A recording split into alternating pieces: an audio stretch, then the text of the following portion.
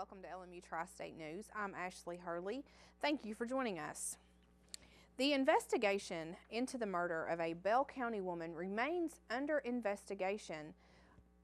ongoing despite the arrest of 4 people. According to a press release, detectives from Kentucky State Police Post 10 in Harlan received a tip Saturday in reference to the death of 55-year-old Deborah Baker. The tip led them to recovering property from the crime scene and making the 4 arrests. Brenda Sue Miller was arrested and charged with murder and first-degree burglary. Trio Charles Gilbert Jr., Chad Love, and Varian Johnson are charged with murder, first-degree burglary, and possession of a handgun by convicted felons. Baker was discovered murdered on January 23rd in a home in Bell County. The individuals that are charged are all from Barberville and are being held in the Knox County Detention Center with no bond. After 2 hours of deliberating last Wednesday, a jury found 40-year-old Scott McGeorge guilty of second-degree assault. The trial against McGeorge stemmed from an altercation where he severely beat his wife, Samantha McGeorge, on May 3rd of last year. Testimony in the trial showed Samantha suffered bruising and swelling as well as traumatic brain injury as a result of that altercation. The jury recommended a sentence of 15 years for being a persistent felony offender. He is set to receive a final sentence on February 16th. The No More campaign is shedding light on domestic violence and how to end domestic violence, and every single one of us can be a part of that solution. By educating ourselves and others, by helping a friend who is being abused, speaking up about the abuse, and acting as an engaged bystander are all examples of things we can do to help in situations such as these. To learn more about the No More campaign, you can visit their website at nomore.org. On Wednesday, February 4th, Bill Fultz, longtime mayor of the city of Harrogate, passed away in his home surrounded by his family. Fultz was 69. He was a graduate of Ford Ridge High School and owned and operated the Harrogate Gulf BP station for 30 years. He was very active in the community by serving as an alderman for Harrogate before taking over as mayor in 2001. In 2012, Fultz was elected road superintendent for Claiborne County while also continuing to fulfill his duties as mayor. During his years as mayor, Fultz jump-started many projects including the Harrogate City Park, the Harrogate Fire Department, and to tell us more about other projects that was very special to him, here is Vice Mayor Linda Fultz. His passions was bringing sewer to the city. We actually have over 600 sewer customers now. That was much more than our first anticipated plan, but as you know, with the growth in LMU, Harrogate has grown tremendously in the last few years. We also have 2 phases right now that are being engineered, and we constantly try to apply for grants each year to get in line for those, so we continue to grow in the sewer department. If you've driven on Harrogate streets, you realize how much input he put into those. We have had no taxes in Harrogate, so he has been able once again to obtain grants to have really good streets. Visitation was held Saturday, February 7th at Shawnee Baptist Church, where he served many years as a trustee. Funeral services were immediately followed. A graveside service took place Sunday at Oak Grove Cemetery. The city of New Tazewell is mourning the loss of longtime city recorder Herschel Beeler. Beeler was 77. He served as city recorder for 47 years. To talk more about Beeler's role for New Tazewell, here is Mayor Phil Greer. Beeler probably knew more about the runnings of New Tazewell than anybody in the country. And you could always, if you needed to know some advice or if something had been passed 5 years ago, he would have known about it and knew what we needed to do. He knew where to find it. His desk was like mine. It was cluttered up, but he knew right where everything was at.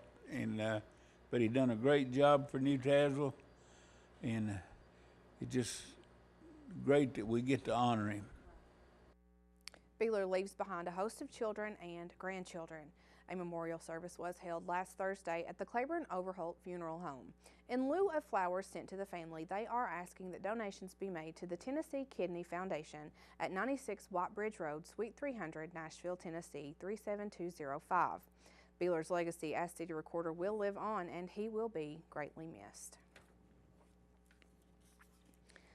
A half-day seminar was held last Tuesday at the Math and Science Building here on the campus of Lincoln Memorial University.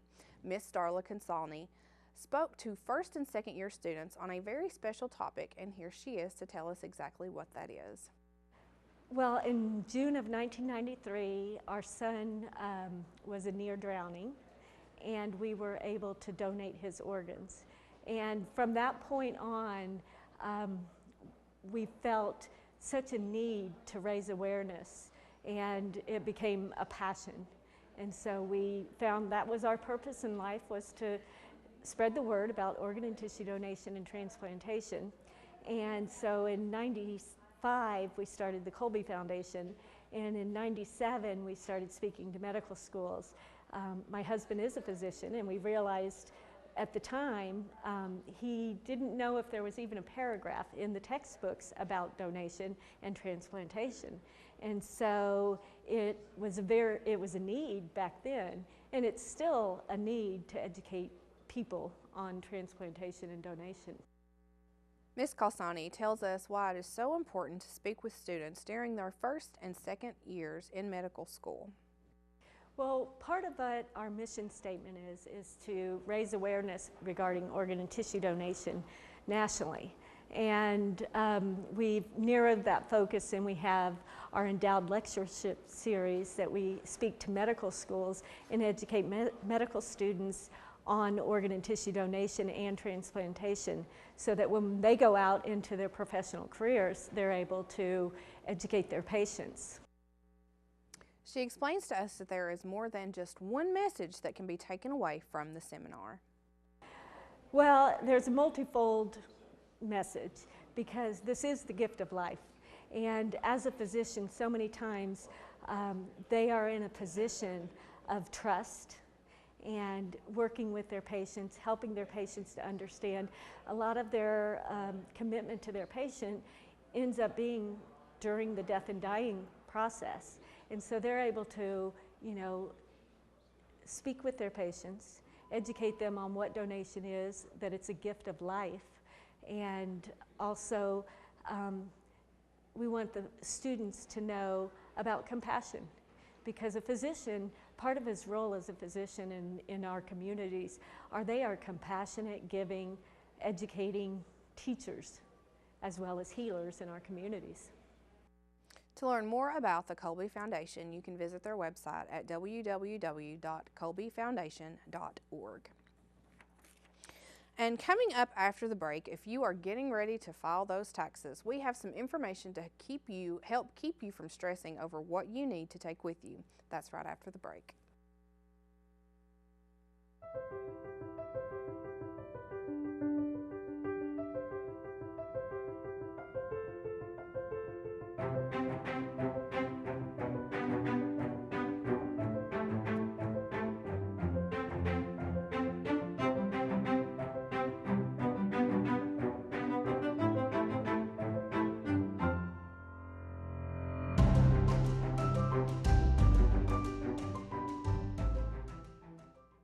Join the Vive broadband TV revolution.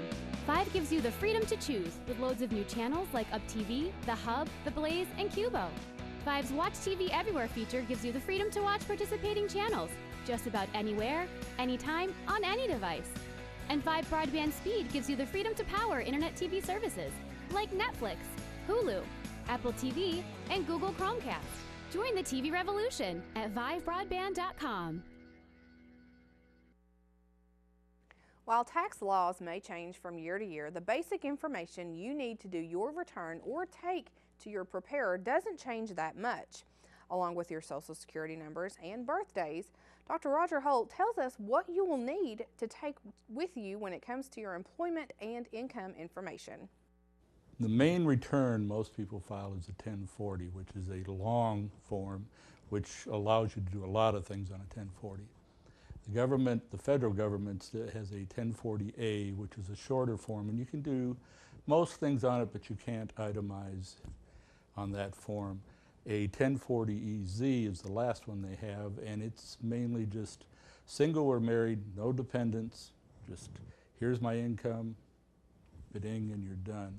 Now there is one other that is for non-resident aliens and that, but we don't ever get into that. The states now, we do the states returns as well. The state of Kentucky, which is a 740, is equivalent to our 1040. The 740 NP, I think is what they call it, is the one where you're only a partial resident. And then Virginia has the 760, and they have the same thing, resident, non-resident, and such.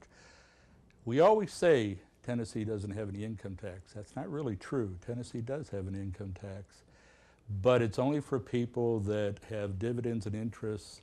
For a single individual, it's over $1,250, and a couple, it's $2,500. They have to file a tax return, and those are pretty much all the tax returns, income tax returns, that are out there. Free tax preparation services are available on Mondays and Wednesdays from 2:30 to 5:30, Fridays from 2:30 to 4:30 on a first-come, first-served basis for individuals or families with income below $50,000. A reminder, they do not do farming, self-employment, or business. Continuing with our series on nutrition, being healthy and staying healthy means becoming aware of choices and making the right decisions when it comes to what you eat. The dining team at the LMU cafeteria is committed to offering you a wide range of options for a healthy dining experience. To tell us more about your dining options at the Lincoln Memorial University cafeteria, here is Executive Chef Adam Gould. A vegetarian and a vegan dish every single day that's made freshly at every meal. We usually try to have a vegetarian soup as well. We try to cook low on oil and so forth and so on. And everything is made freshly every day. We don't rely on a lot of frozen items coming in. You know, try to keep everything as fresh and as crisp as we can. Just to give everyone the best food available. We've worked with gluten-free students before. If that's necessary, we'll make some arrangements either to hold their special foods for them, or if we can, to get it for them and hold them. We recently got the soy milk in. We run, the cereals we run a couple non-sugar cereals. Just try to give everyone an option to eat healthier if they wish. Food doesn't have to exactly be, bad to be good for you. If you eat healthily and so forth and walk, of course, in the walk and exercise, you'll lose any weight you want to lose. We do try to, being in the healthy area we're in now, and everyone's used to watching the television programs and so forth, and this is a very health-generated area now, in universities, and we just try to adhere to the things that students want, lower salt, so forth and so on, just to try to give them a better option to get out and walk a little bit, healthier and so forth. We have a very dedicated group of people, and we do put, work very hard, and for the most part, the students are very happy with what we produce, and we have a great give and take. If the students though have any questions, I wish they would be more open. We have comment cards, my email address, or I'm here all the time. If they come up and have something, bring it to my attention, and we can address it right then and get it fixed, as opposed just to letting it go and then it spreads around campus and so forth. But we can address it right then and just get it taken care of and make everyone happy. To find out more about the Sodexo dining team here on campus, visit the LMU website and go to Campus Life, then click on Dining Services.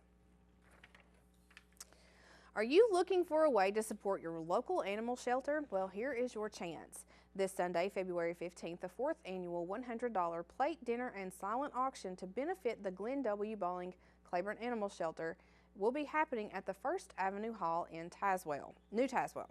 The admission price will cover fine dining, wine, water, coffee, and live music. You will also have the chance to bid on some spectacular one-of-a-kind auction items. Some of those items include authentic Asian furniture, a handmade quilt by award-winning quilter Leona Harden, 2 property lots. One of those includes a lot in the Lone Mountain Shores with a lake view and much more. The doors open at 5:30 with dinner being served at 7 o'clock. Tickets can be purchased by calling the Animal Shelter at 626-2686, the Realty Group at 626-6353, or the Chamber of Commerce at 626-4149. Tickets may be purchased at the door, but they ask that you please call in advance to make a reservation. If you cannot attend, donations may be taken or mailed to the Claiborne Animal Shelter at 674 Richie Lewis Drive, New Tazewell, 37825. Well, some big things are happening in the world of sports, and to tell us about that, we've got Adam Haley. Basketball's getting ready to hit the big dance, baseball, softball, and believe it or not, we have a little thing called lacrosse. We have all that when we return here on LMU Tri-State Sports. Okay, so what would you bring to my company? What do you need? I need problem-solving skills. I got through high school without a car, a phone, or a computer. No college degree, though. Not yet, but life's taught me a lot, and I'm ready for more. Well, you're not the typical kind of candidate that I hire. But you are exactly what I'm looking for. Your company could be missing out on the candidates it needs most. Learn how to find a great pool of untapped talent at gradsoflife.org. Right, mi cariño. So like I said, everything I learned about cooking, I learned from Grandma's empanadas. Shall we go again? Yep. Mix beef with the onions with the peppers with the paprika with the garlic with the oregano with the cumin. Got it? Got it. Throw in the olives, stir, season, stir again, pour out the flour, roll out the dough, make a circle, drop in a fistful of filling, fold over, press down, and ta-da! Most parenting is hard to do in just 2 minutes. But 2 minutes twice a day making sure they brush is easier, and it could help save them from a lifetime of tooth pain. How can I help my daughter with her reading? Searching for help with Dachshund Reading. No. Let me try. Sarah's bright, but when she's reading, she has trouble sounding out words. Playing world music. What? I give up. Wait, I was trying to show you how Sarah feels every day. Frustrating, isn't it? Redirecting to understood.org. Join parents and experts at understood.org, a free online resource about learning and attention issues to help your child thrive.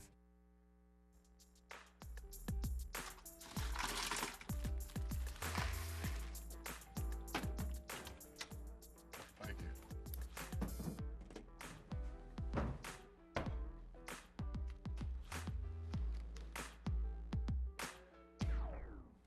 You got a king? Go fish. The smallest moments can have the biggest impact on a child's life. Take time to be a dad today.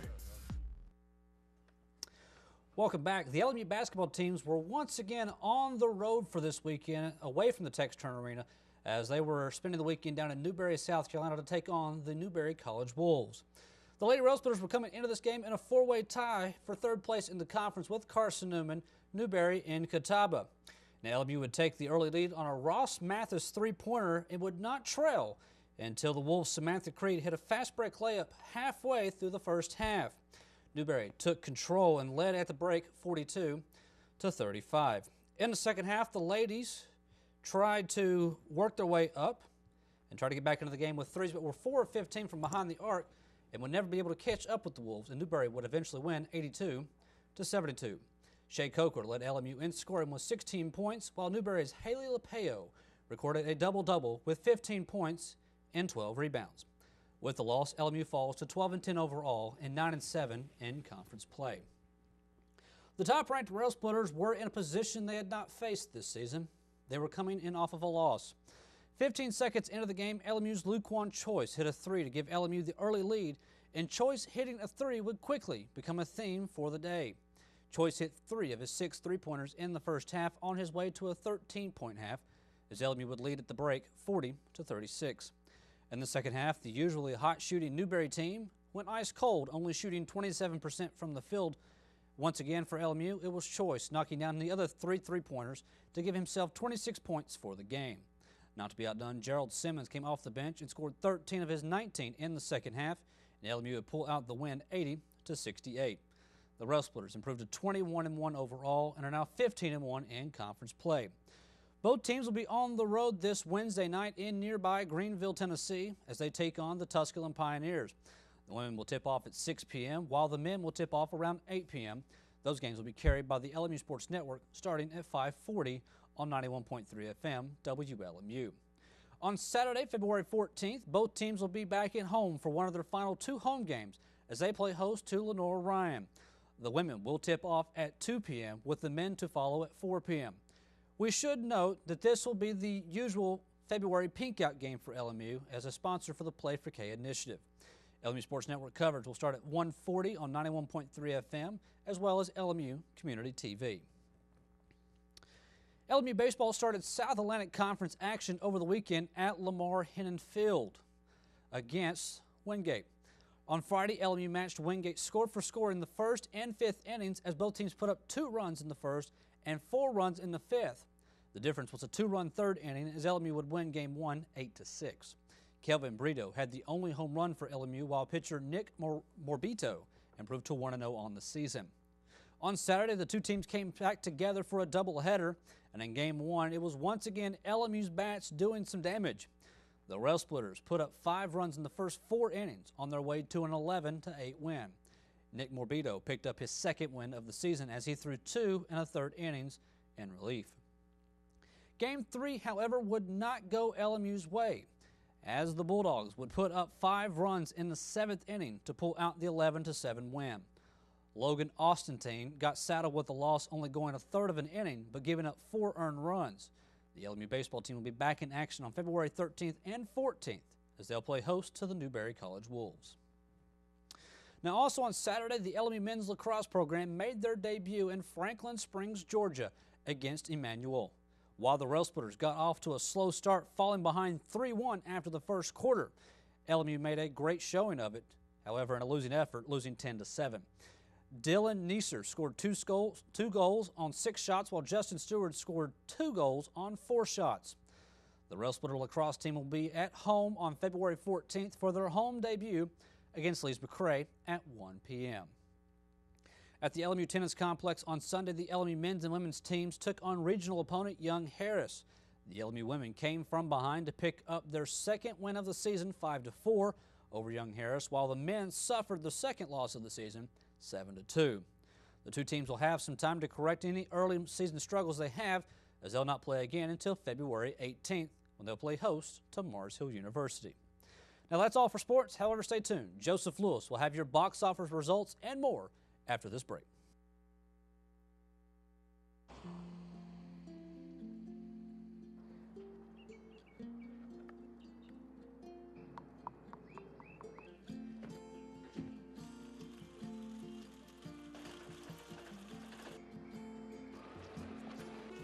Dad's home!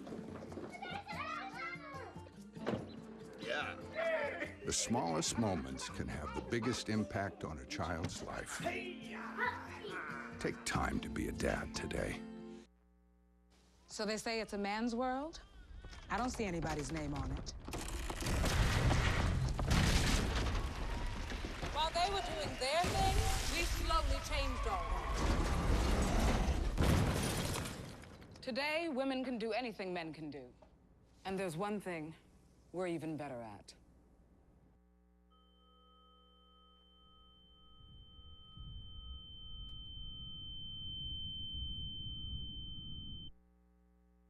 Hello, I'm Joseph Lewis, bringing you all the latest information in the world of movies.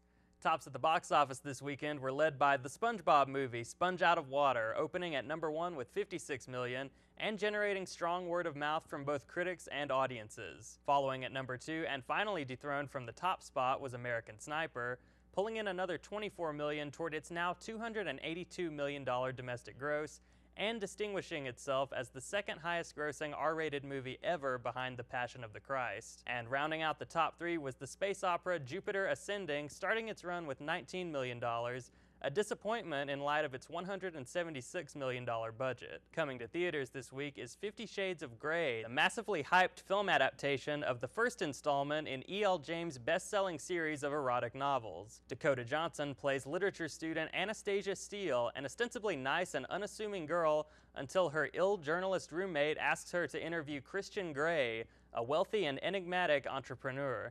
After their meeting, a mutual attraction forms between the two, one that causes Anna's innocence and Mr. Grey's hidden perversions to clash in ways both thrilling and shocking. Marie Antoinette's Jamie Dornan portrays Grey, and Luke Grimes, Marcia Gay Harden, and Aaron Taylor Johnson round out the supporting cast. 50 Shades of Grey opens this Friday, February 13th. Also opening this week is Kingsman: The Secret Service, the latest thriller from Matthew Vaughn, the director of slick, stylish, humor-driven action films like Kick-Ass and X-Men First Class. Based on a comic book series by Dave Gibbons and Mark Millar, Kingsman follows Colin Firth as Harry Hart, a veteran secret agent sent to tap skillful street criminal Gary Eggsy Unwin to join his espionage unit based out of Britain. Relatively new actor Taron Egerton co-stars as Eggsy, and as a global cyber threat looms on the horizon, the character is quickly thrust into training for a life of spying and deception with a license to kill. The supporting cast is stacked with big names including Samuel L. Jackson, Mark Strong, Mark Hamill, Jack Davenport, and Michael Caine, and with an exciting premise and a strong pedigree behind the camera, Kingsman has easily the most potential of this week's offerings, and the film can be seen in theaters this Friday. Lastly, opening this week is The Last 5 Years, a big screen adaptation of Jason Robert Brown's musical of the same name. A romance that is at turns comedic, dramatic, and peppered with original songs, the film stars Anna Kendrick as struggling actress Kathy Hyatt, and Jeremy Jordan as aspiring novelist Jamie Wellerstein. While the film's tale of a couple meeting, marrying, and separating is nothing out of the ordinary, its intriguing storytelling method is. His half of the story is told in chronological order from when the two meet, and her half of the story is told in reverse order from when their marriage ends, with the two timelines only intersecting on the day of their wedding. With a unique approach to its study in relationships and an accessible PG-13 rating, The Last 5 Years may hold mass appeal for all audiences, and the film begins playing nationwide this Friday, February 13th. In review this week is Jupiter Ascending, the latest sci-fi action-adventure from the Wachowskis, the innovative minds behind the Matrix trilogy and Cloud Atlas. Mila Kunis stars as Jupiter Jones, an earthbound caretaker who unknowingly happens to be one of 4 heirs to a powerful, genetically perfect alien dynasty. Enter Channing Tatum as Kane Wise, a planet-hopping warrior sent to Earth to reveal Jupiter's destiny and protect her from Eddie Redmayne's Balaam, a cunning and ruthless competitor for control of the dynasty. The technical aspects of the Wachowskis' films are always brilliantly executed, and the intergalactic vistas, dazzling creature and costume designs, and hyperkinetic action sequences of Jupiter Ascending are no exception. However, the writing and, surprisingly, the performances leave something to be desired. Plot-wise, it's little more than your generic hero's journey arc, and while the mythology and world-building on display are interesting and extensive, there's so much exposition and explanation that the film's forward momentum never really gets going. Character development is also kept at a minimum, with each personality quickly being established and then never expounded upon. While these aren't necessarily fatal qualities for B-level genre pulp like this, the filmmakers approach the material with a sense of operatic grandeur that recalls their own Cloud Atlas, though Jupiter Ascending doesn't have a fraction of that film's intellectual or emotional content. Mila Kunis seems miscast and completely out of her element as the chosen one of any planet, let alone that of a powerful dynasty, while Channing Tatum seems to have been told to brood, and brood some more. It's a shame after seeing Tatum expand his range so much in dramas like Foxcatcher and comedies like 21 Jump Street to see him reduced to being a handsome face and little else. Most of the supporting cast is also forgettable, although it is refreshing to see Sean Bean go an entire movie without dying. Far and away the highlight of the cast, and really the entire movie, is Eddie Redmayne, absolutely chewing the scenery as the petulant, vicious Balaam, and making for quite a memorable villain. He goes way over the top, loudly whispering every word as though he were about to explode, but you can tell he was having a lot of fun and knew exactly what kind of movie this needed to be, something which can't be said for anyone else involved. While Jupiter Ascending isn't particularly good, there are some fun sequences, and for better or worse, it's the kind of mess only truly talented filmmakers can make. However, the fact that the Wachowskis were given $176 million to take such a big risk also means it may be their last. That's all for this week in the world of movies. I'm Joseph Lewis, and we'll be back after these messages.